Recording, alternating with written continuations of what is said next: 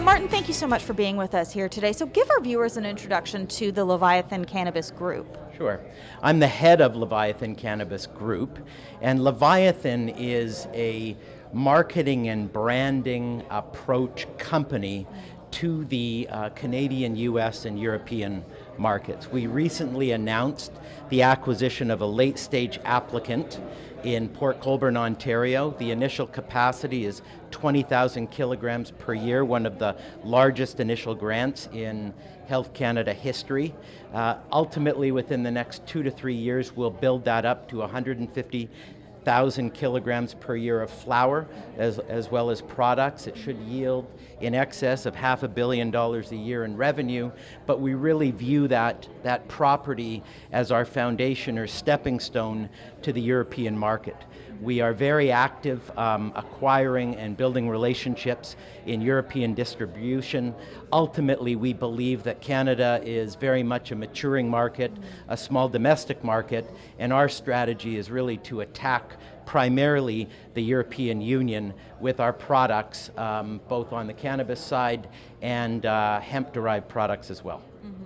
So that's interesting. In the future, you're looking more internationally rather than just North America based. Very much. I mean, we believe there is a lot of pedigree associated and credibility associated with being Health Canada licensed and having got our products through that rigorous testing program.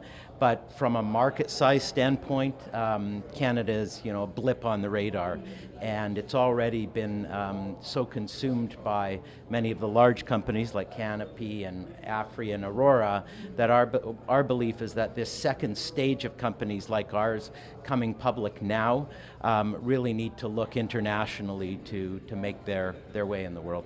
And investors as well, obviously. Agreed. One other thing, one of the Leviathan Group's subsidiaries is a leading cannabis branding and marketing agency called Jekyll & Hyde, and I have the head of Jekyll & Hyde here right now, and she'd like to say a few words as well. Lovelina, thank you so much for being with us here today. So tell us, how do you market a cannabis company?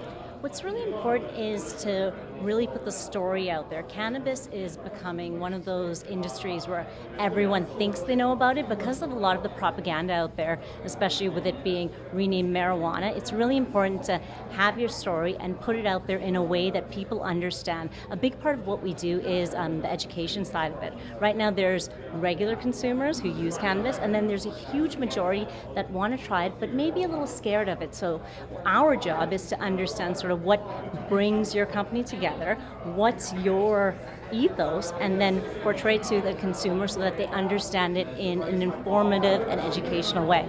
And are you noticing perceptions changing amongst the general public related to cannabis and cannabis companies? Absolutely. The one way we always like to explain it is we have a lot of consumers who say, I've tried, weed usually is how they refer to it, not cannabis.